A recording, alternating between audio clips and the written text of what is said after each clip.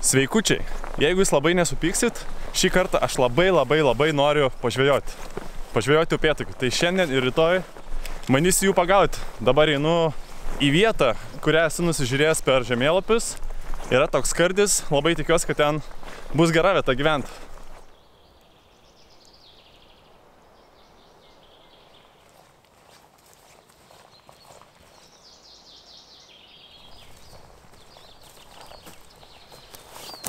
Kažkas paliko šlapiaus dešros. Ten yra tas skardis, apie kurį kalbėjau. Kad nebūtų laiko ir jėgų švaistymas, nueisiu be kuprinės.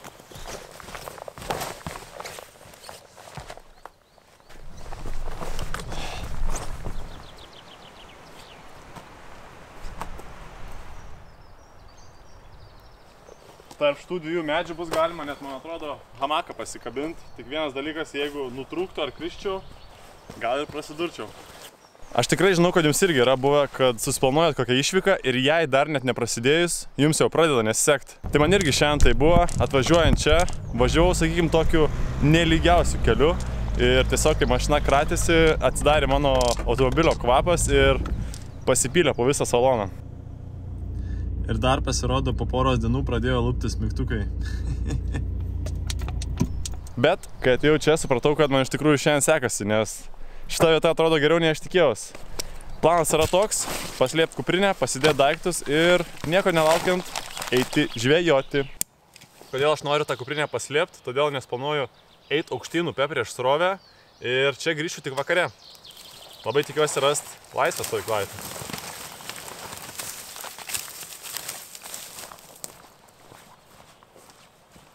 Gerai, gal tas paslėpimas ir juokingas. Iš tikrųjų yra dar vienas dalykas, kurį reikia paslėpti. Šį kartą važiuodamas galvojau, ką reikėtų pavalgyti, kad būtų gan greita ir skanu.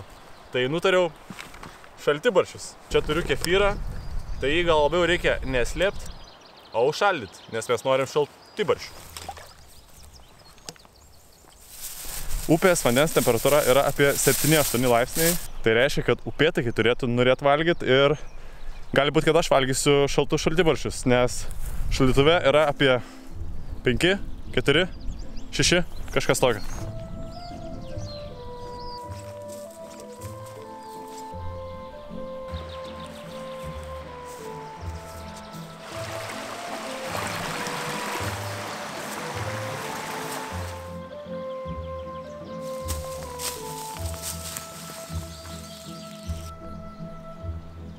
Nežinau, jeigu jums žibutės nėra pavasario pranašas, tai siūlau pasitarti su gydytoju arba vaistininku.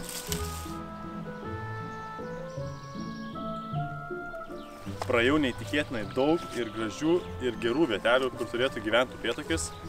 Tai labai tikiuosi, laikykit špigas, kad jie ten gyvena ir aš juos pagausiu. Pirmas.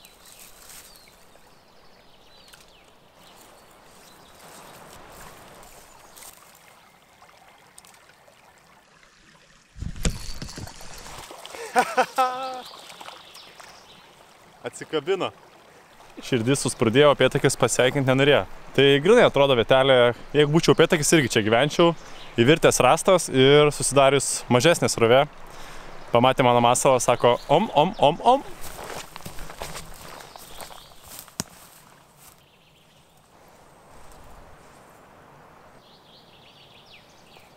Matau, kaip vejasi upėtakis mano masalą.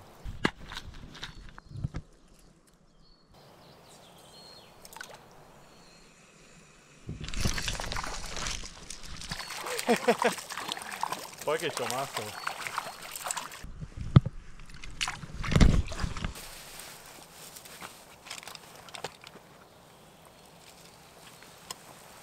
Tiesiog išplaukė per tinklelį. Šitas upėtakis bus Lina Puišytė. Ir dar kartą savo priminiau, kad brangus masalai ne visada patinka upėtakiams. Kur vijosi ir neužkibo kainavo 15 eurų, kur užsidėjau, vakar nusipirkau iš Decathlona už 6 eurus. Visiškai nedirba, bet upėtakiui patiko.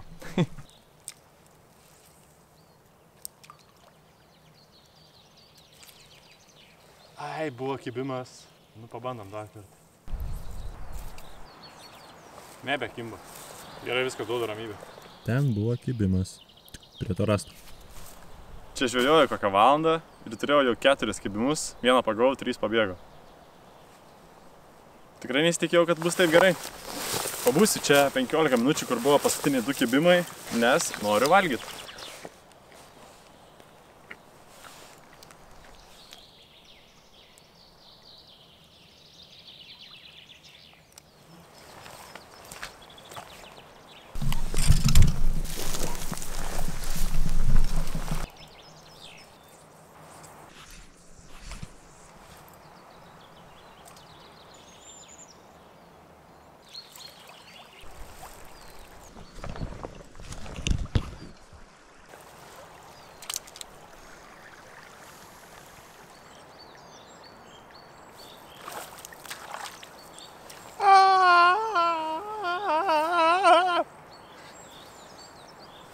Pabėgo.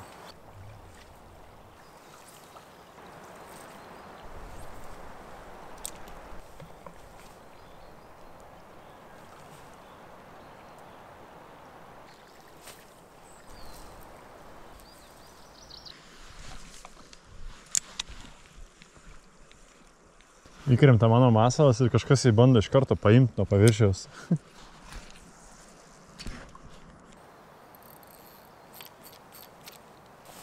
Nutrūko.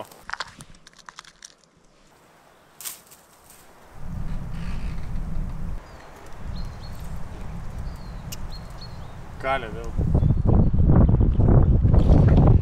Ir vėl buvo kibimas. Kaip man jį pagauti? Šitas vienas upėtakis toj pačioj vietoje kibo 4 kartus. Žinot, aš su juo jaučiaus kaip tas 5-metis vaikas susitikęs su nepažįstamu kitų 5-mečių vaiku.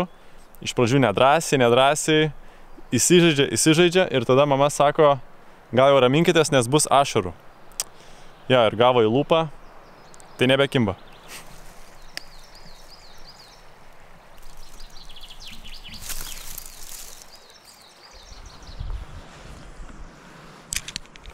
Ateik čia.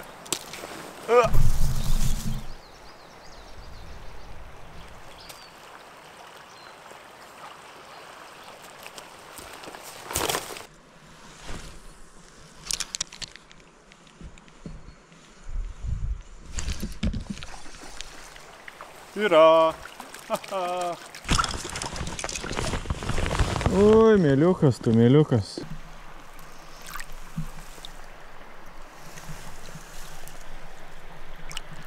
Šio upėtakio vardas Simas Jakeliūnas.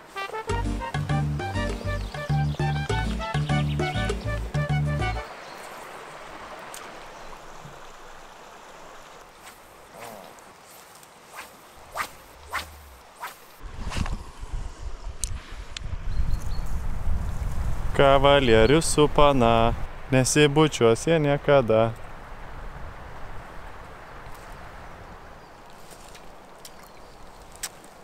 Vėl kibo.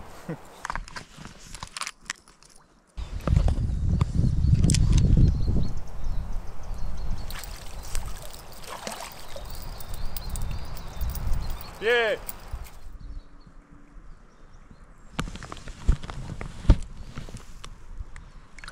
Čiau. Upėtakio vardas Šarūnas.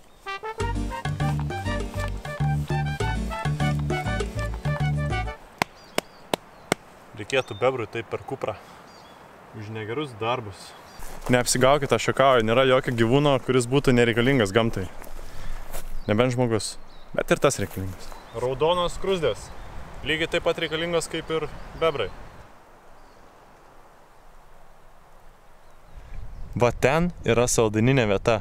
Einu pažiūrėti. Ne.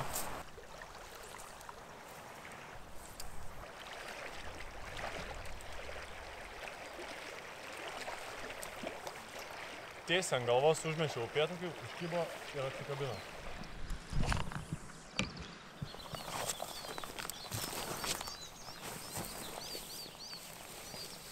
Su upėtakiais šiandien baigiau.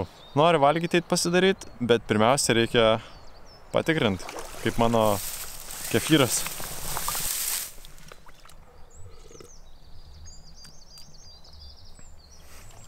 Bet tu čia dar pabūk.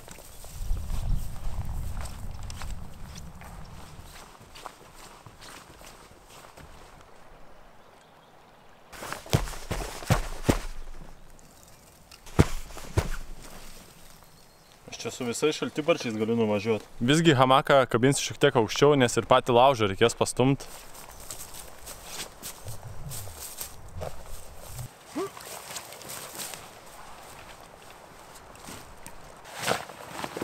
Jau britkelnės leidžia vandenį. Ha, čia pilna raudonųjų skruzdėlių. Ir džiaugiuosi, kad nusprendžiau miegot hamake.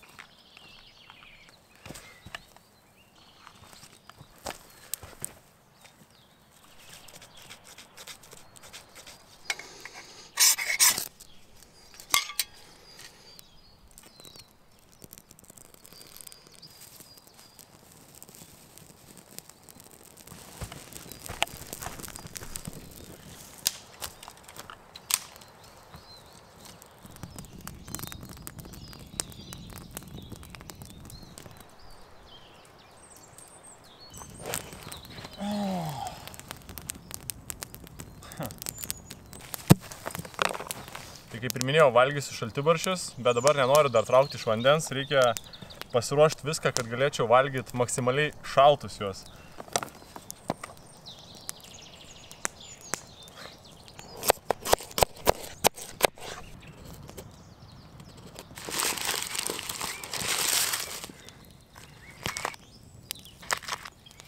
Aišku, galėjau bulvių ir nesumaišyti, nes dabar nesueis dydžiai. Vos druskos. Visai netyčia nusipirkau itin storos folijos.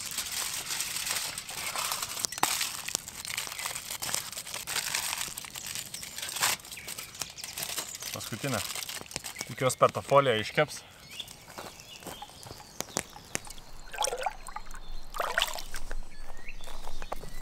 Aš tikrai nesitikėjau, kad šiandien taip gerai kips upėtakiai. Pagavau 3 upėtakius ar 3 upėtakius, kokie 5 kibimai ir šiaip daug atsivijimų. Tiesiog mačiau, kad yra jie aktyvus, o dabar ką? Laukiu, kol užvirs vanduo, išdegs malkos ir eisiu kepti bulvių. Yra pati geriausia sumeistrauta kėdė, kokią esu matęs.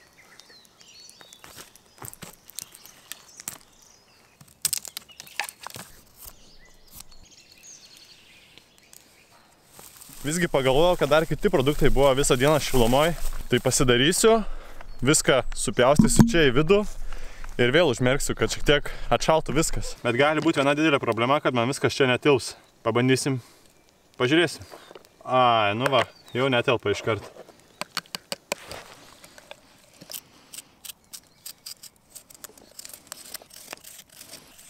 Dedu tokius burukelius, kurie yra obuolių sultyse. Praktiškai pilnas bus. Dar įdėsiu kiaušinių, nebegalėsiu išmaišyti, man atrodo.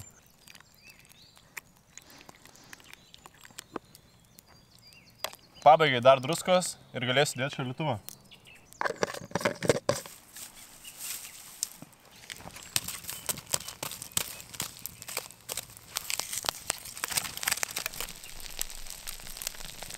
Va dabar yra įdomus metas miške, kai pradeda po truputį tempt. Ir lieka tik ištvermingiausi paukščiai, kurie po truputį nuslūksta paskui, ir galų gale ateina visiška tyla.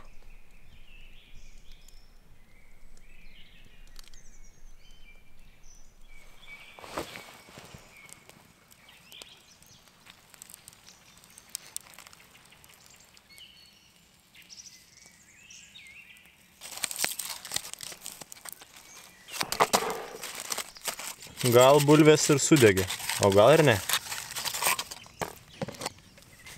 Mano vakarienė jau kaip ir baigta, reikia tik vieną dar dalyką padaryti, sumest bulvės į šaltibarščius. Taigi juokauju, tik nepilno proto žmogus galėtų tai padaryti.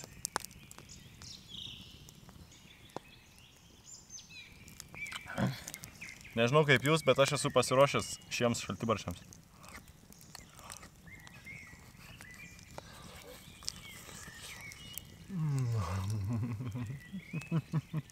Pagal sudėtingumo ir skonio reitingo skalę aš šaltibarščius reitinguočiau labai aukštai. Labai greit pasidaro ir labai greit susivalgo, nes labai skanu. Aš manau, kad iš šitų šaltibarščių gausiu daugiau naudos nei iš šitų papildų.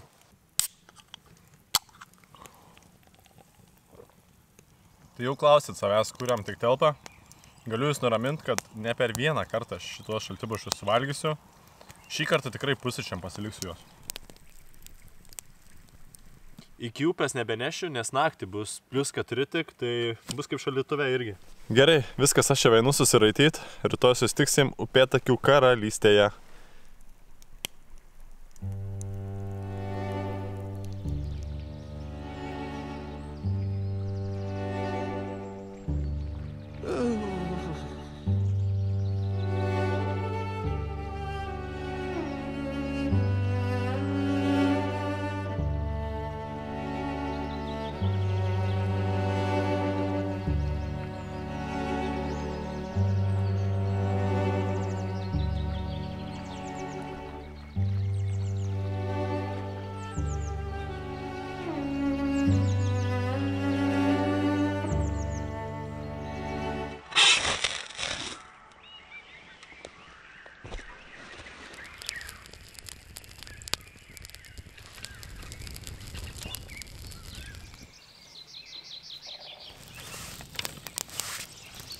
Dienos dabar tikrai būna šiltos, bet naktis tokios.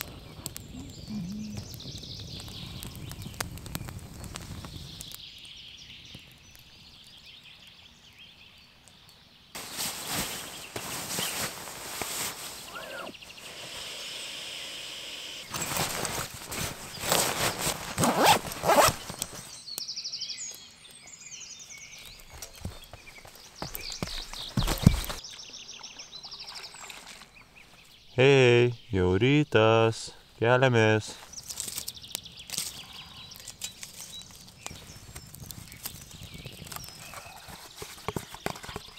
Ne.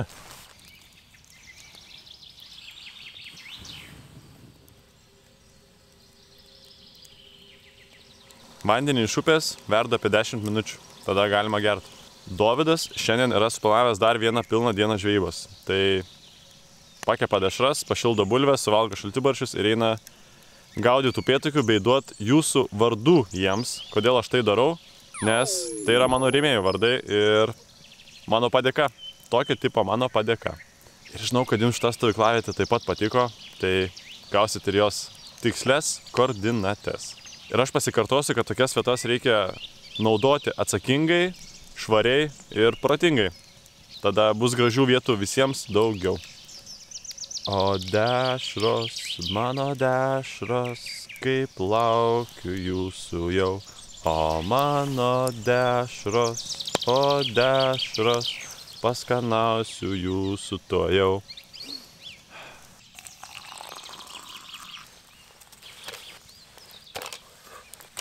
Tadam! Ajai, šiek tiek sudegė bulvės. Kaip ta temperatūra naktį, pažiūrėkim. Dar geriau iš tikrųjų nei vandenykai buvo. Idealus šaltibarščių šaukštas. Op. Žinojot tokį faktą, kad tiesiog žmonės yra susigalvoję, kad tam tikri patiekalai tinka pusryčiams, kiti tinka pietums ir panašiai. Iš tikrųjų skrandis jam nelabai rūpi, kada ir kokį maistą mes valgom. Tiesiog yra lengvesnis maistas ir yra sunkesnis maistas. Bet jeigu jūsų skrandis dirba kaip 1,9 TDI, tai galite valgyti šaltibarščius kaip ir aš, pusryčiams. Klek, klek, klek, klek, klek.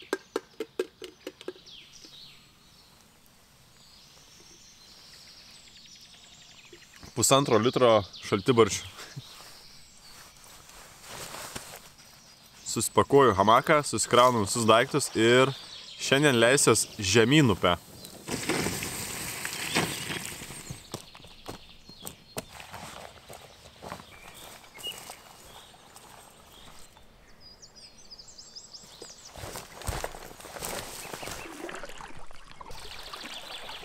Ten, va, atrodo labai gera vieta.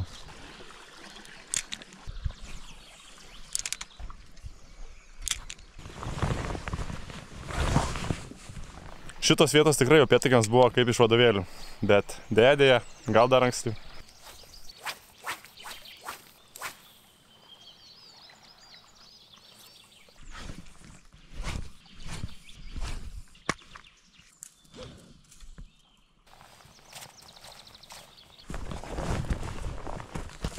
Niekas ir nesakė man, kad upėtakius lengva yra gaudyti.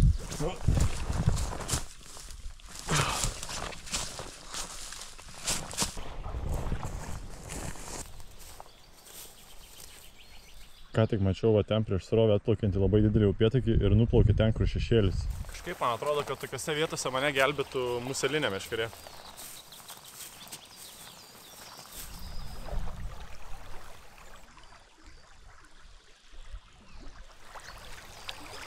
Mačiau, kaip atsekė upėtakis visą laiką mano mašą.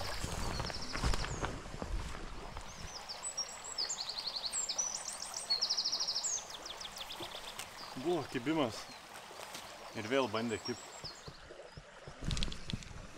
Jau ketvirtas kartas. Priplaukė, paliečia su lūpom ir nuplaukė. Toks upėtakis yra tenais. Šito upėtakio niekas nebedomina. Ir iš tikrųjų upėtakiai tuom yra įdomi žuvis, kad pirmo metimo žuvis, jeigu per pirmą ar antrą neužkimba, paskui vis sunkiau ir sunkiau darosi jį pagauti. Tai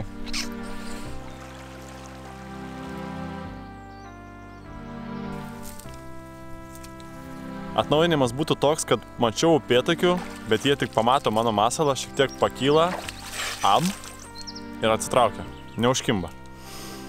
Tai nebežinau, ar čia aš kažką blogai darau, ar jie ne visai tokie patenkinti ir nori valgyti, bet žvejyba tokia yra.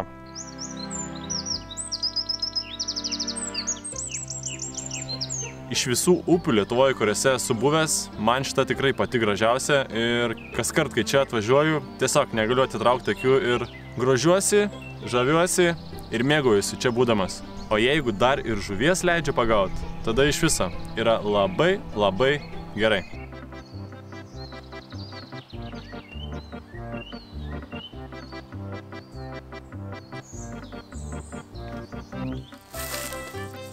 Yra.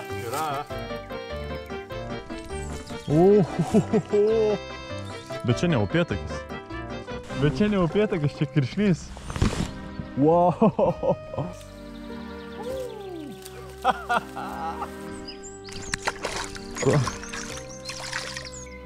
Jūs tik pažiūrėkit, kokį grožį šita žuvis.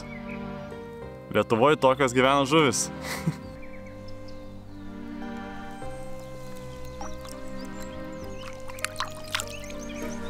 Ir šitos gražios žuvies vardas Ainertas.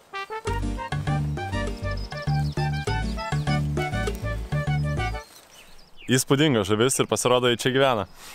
Aš labai skeptiškai iš tikrųjų žiūrėjau į tokius masalus, kurį dabar tik užsidėjau ir iš karto užkibo. Bet kuo toliau, tuo labiau įsitikinu, kad ne tie plastikiniai vobleriukai yra geriau, bet tiesiog metalinės blizgutės arba vartiklės. Hello, nepaklydai?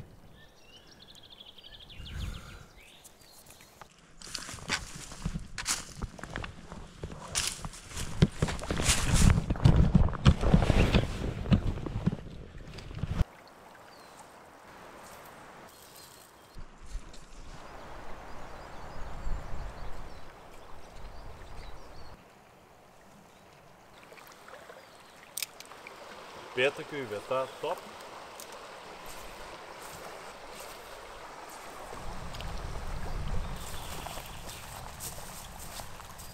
Ten labai potenciali vieta.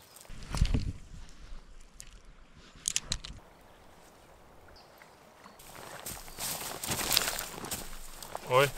Dabar yra toks metas, kai antys pradeda poruotis tikriausiai, nes patinas ir patelė kartu plaukioja, o vėliau, beveik prasidėjus vasarai, jau patelė su savo vaikais patinas kažkur tiesiog tėvas dingsta.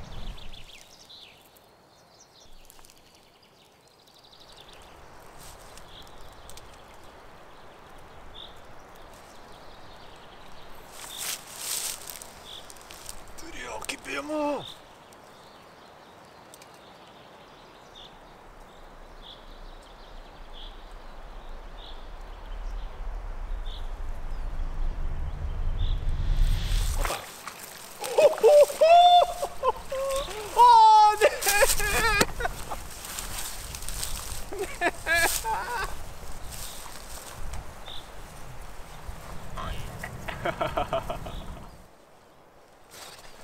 Jeigu paskutinė žuvis taip pabėga, manau, kad nevalia daugiau žvejot. Žinot, pasakysiu aš jums paprastai. Jau buvau labai pasilgęs tokios paprastos žvejybinės išvykos. Kaip ten sako, jeigu nori pasilgt, turi ilgai nesimatyt. Tai mes ilgai ir nesimatėm su žuvim, su upe. Ir kai pasimatėm, aš likau labai dėkingas.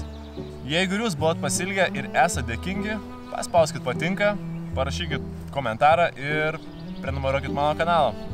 Ačiū, kad žiūrėjot, mėly geri puikus žiūrovai.